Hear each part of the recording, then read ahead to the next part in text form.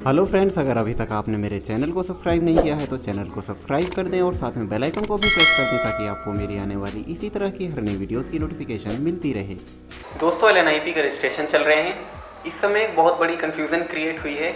मैंने अभी एक पिछली वीडियो बनाई थी कि किस तरह से आपको अपना ऑनलाइन फॉर्म सबमिट करना है www.mponline.gov.in पर।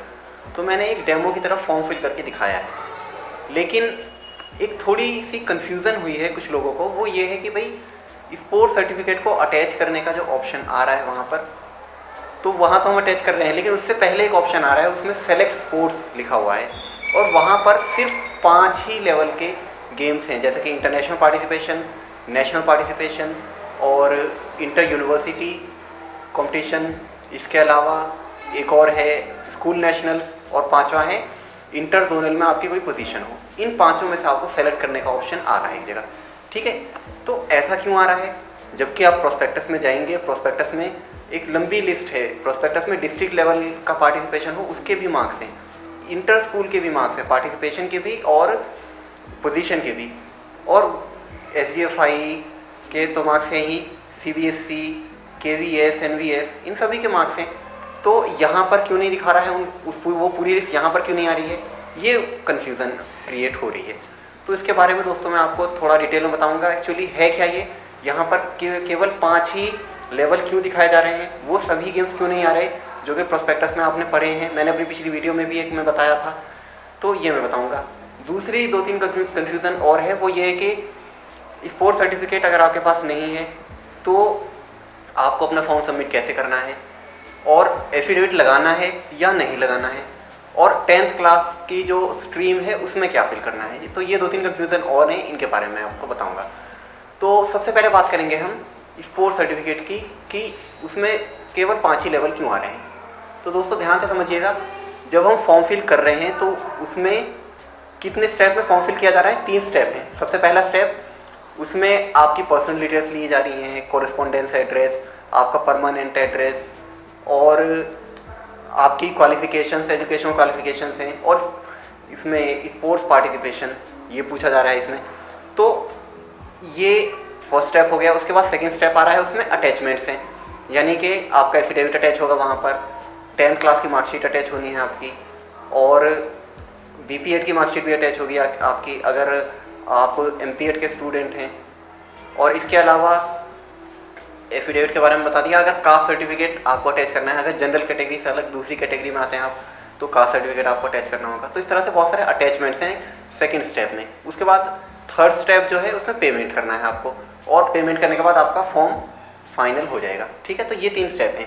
लेकिन जब पहले स्टेप में आप अपनी पर्सनल डिटेल्स भर दे रहे हैं, पर्सनल डिटेल्स वगैरह भरने के बाद नीचे एक ऑप्शन आ रहा है क्वालिफिकेशन। स्क्रीन पर आप देख सकते हैं दोस्तों, जहाँ पर क्वालिफिकेशन लिखा हुआ है उसमें आपकी 10th क्लास की मार्कशीट है, उसके जो मार्क्स हैं वो आपको यहाँ पर लिखने हैं। उसके नीचे जो 12th क्लास के मार्क्स हैं वो यहाँ पर आपको लिखने हैं। ये मैं आपको BPED का दिखा रहा हूँ। इसी तरह से अगर MPED का होगा तो उसमें BPED के मार्क्स भी आपको भरने होंगे, ठीक है। और उसके नीचे दोस्तों एक लिखा हुआ है स्पोर्ट्स पार्टिसिपेशन, सेलेक्ट एनीवन, ऐसा लिखा हुआ आपको दोस्तों दिख रहा है जहाँ पर एरो का निशान जा रहा है। तो स्पोर्ट्स पार्टिसिपेशन में राइट साइड पर जब आप देखेंगे तो वहाँ पर जब सेलेक्ट करने का ऑप्शन आ रहा है, उस पर क्लिक करते ही 5 ऑप्शन आपके सामने आ रहे हैं। तो उस 5 ऑप्शन में क्या लिखा हुआ है, सबसे ऊपर इंटरनेशनल कंपटीशन का है, उसके नीचे नेशनल कंपटीशन का है, उसके नीचे इंटर यूनिवर्सिटी कंपटीशन का है, उसके नीचे स्कूल नेशनल का है, और सबसे नीचे है इंटर जोनल में आपकी पोजीशन आई हो, ठीक है। तो दोस्तों इस तरह से कुछ आ रहा है। लेकिन जैसा कि मैंने आपको बताया, प्रोस्पेक्टस में तो बहुत सारी एक लंबी लिस्ट है, डिस्ट्रिक्ट का भी है, उसमें इंटर स्कूल का भी है, इनसे अलग CBSE, KVS, NVS या इनके इक्विवेलेंट कोई नेशनल का आपका पोजीशन हो, तो इन सभी के बारे में। लेकिन यहाँ पर तो है नहीं, तो क्यों नहीं है वो, तो ये थोड़ा सा समझने की ज़रूरत है दोस्तों। मैं दोबारा स्क्रीन पर आपको दिखा रहा हूँ, यहाँ पर जो स्पोर्ट्स पार्टिसिपेशन लिखा हुआ है, ब्रैकेट में लिखा हुआ है सेलेक्ट एनीवन, उसके नीचे आप जब देखेंगे तो ग्रीन कलर में लिखा हुआ है refer two clause 3.4.1 and page number 21 of prospectus. तो इसका क्या मतलब है, यहाँ जो दोस्तों स्पोर्ट्स पार्टिसिपेशन आपका मांगा जा रहा है वो किसका मांगा जा रहा है, आपकी एलिजिबिलिटी का मांगा जा रहा है। क्यों मांगा जा रहा है, क्योंकि ग्रीन कलर में जो आपने देखा होगा तो वो क्लॉज 3.4.1 की बात की जा रही है। जब आप प्रोस्पेक्टस में जाएंगे क्लॉज 3.4.1 देखेंगे पेज नंबर 21 पर, तो वहाँ पर एलिजिबिलिटी क्राइटेरिया पूरा दिया हुआ है। एलिजिबिलिटी क्राइटेरिया के अंदर स्पोर्ट्स पार्टिसिपेशन के सर्टिफिकेट भी आपको अटैच करने हैं। अब आप कहेंगे कि भाई विदाउट स्पोर्ट्स सर्टिफिकेट हम एलिजिबल हैं, मैंने भी कहा है पिछली वीडियो में, तो बिल्कुल सही बात है आपकी कि विदाउट स्पोर्ट्स सर्टिफिकेट भी आप एलिजिबल हैं, लेकिन उसकी कुछ कंडीशंस हैं, यहाँ थोड़ी समझने की ज़रूरत है। मैं थोड़ा सा चलिए आपको बता देता हूँ एलिजिबिलिटी के बारे में, थोड़ा ब्रीफली बता देता हूँ मैं। वैसे मैंने ऑलरेडी एक डिटेल वीडियो बना रखी है, लेकिन मैं बता देता हूँ। एलिजिबिलिटी के 5 क्राइटेरियाज हैं, ध्यान से समझिएगा। सबसे पहला क्राइटेरिया है आपके 50% मार्क्स हों 12th क्लास में, और आपकी एज 21 ईयर्स से ज़्यादा नहीं होनी चाहिए 1 July of the academic session. ये तो क्राइटेरिया है जनरल कैंडिडेट्स के लिए, वो कैंडिडेट जो कि रिजर्व नहीं है, अनरिजर्व कैंडिडेट्स, ठीक है। दूसरा क्राइटेरिया ओबीसी कैंडिडेट्स के लिए है, उनके भी 50% मार्क्स होने चाहिए 12th क्लास में, और इसके साथ साथ उनकी जो एज है वो 24 ईयर से ज़्यादा नहीं होनी चाहिए, ठीक है। आपने 12th किसी भी स्ट्रीम में की हो फ़र्क नहीं पड़ता, आपके पास फिजिकल एजुकेशन सब्जेक्ट था नहीं था फ़र्क नहीं पड़ता, आपका स्पोर्ट्स पार्टिसिपेशन आपके पास था नहीं था उससे भी फ़र्क नहीं पड़ता, ठीक है। तो ये क्राइटेरिया है। 2 क्राइटेरिया के बारे में मैंने आपको बता दिया। जनरल के लिए 21 ईयर्स एज और 12th में 50% मार्क्स, ओबीसी के लिए 24 ईयर्स एज और 12th में 50% मार्क्स। उसके बाद एक तीसरा क्राइटेरिया है दोस्तों, वो है SC/ST कैंडिडेट्स के लिए। उन्हें 5% का परसेंटेज में रिलैक्सेशन दिया गया है, यानी कि उनके 45% मार्क्स 12th में अगर हो तो भी वो एलिजिबल हैं एडमिशन लेने के, और उनके लिए एज क्राइटेरिया में भी 5 ईयर्स का रिलैक्सेशन है SC/ST के कैंडिडेट्स के लिए, यानी कि वो 26 ईयर्स तक एलिजिबल हैं BPED करने के लिए, ठीक है। तो तीसरा क्राइटेरिया क्या हो गया, SC/ST कैंडिडेट्स के लिए हो गया, इनके लिए 45% का क्राइटेरिया है, ठीक है। उसके बाद एक चौथा क्राइटेरिया है, वो भी 45% का क्राइटेरिया है। ये जम्मू एंड कश्मीर के माइग्रेंट्स का है, या वो जम्मू एंड कश्मीर में कश्मीर वैली में रहने वाले वो हिंदू फैमिलीज़ जो कि कश्मीर वैली में मतलब रह रही हैं, उनके लिए भी 5% का रिलैक्सेशन है, तो वो भी 45% पे एलिजिबल हैं BPED में एडमिशन लेने के लिए, ठीक है। तो ये कितने क्राइटेरिया हो गए, 4 क्राइटेरिया हो गए। इसके अलावा एक 5वां क्राइटेरिया और है, वो क्राइटेरिया उन स्पोर्ट्स पर्सन्स का है जिन्होंने या तो इंटरनेशनल लेवल के किसी कंपटीशन में पार्टिसिपेट किया हो, या नेशनल लेवल के कंपटीशन में पार्टिसिपेट किया हो, या इंटर यूनिवर्सिटी लेवल के कंपटीशन में पार्टिसिपेट किया हो, या स्कूल नेशनल में आप पार्टिसिपेट किया हो उस कैंडिडेट ने, या इंटर जोनल यूनिवर्सिटी में पोजीशन होल्डर हो कैंडिडेट। तो ये 5 कैटेगरी हैं गेम्स की। इनमें से अगर किसी कैंडिडेट के पास इनमें से किसी एक का भी सर्टिफिकेट होता है तो भी वो 45% मार्क्स के साथ एलिजिबल है, ठीक है। तो ये जो 5वां क्राइटेरिया है दोस्तों, यहाँ समझने की चीज़ है। अब जब आप फॉर्म पे जाएंगे दोबारा से, तो फॉर्म पर आप देखेंगे यही 5 गेम्स हैं जो कि मैंने अभी आपको बताए हैं। तो ये जो 5 गेम है ये उनके लिए हैं दोस्तों एक्चुअली, जो 45% मार्क्स के साथ एलिजिबल हैं, वो स्पोर्ट्स पर्सन जिन्होंने इन 5 में से किसी भी एक गेम में पार्टिसिपेट किया है। तो ये उनके लिए है, सभी के लिए नहीं है ये, है ना।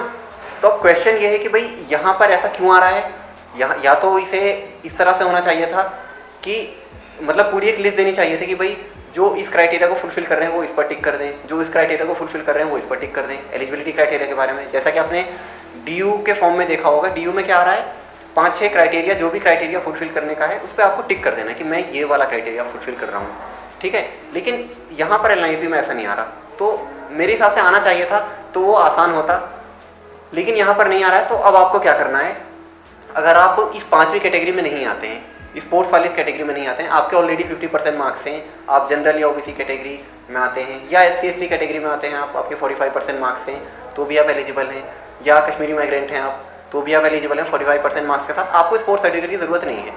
लेकिन दोस्तों यहाँ पर मैंडेटरी किया गया है इसे सेलेक्ट करना। अगर आप इसे सेलेक्ट नहीं करेंगे कोई भी एक गेम, तो आपका फॉर्म जो है वो सबमिट नहीं होगा।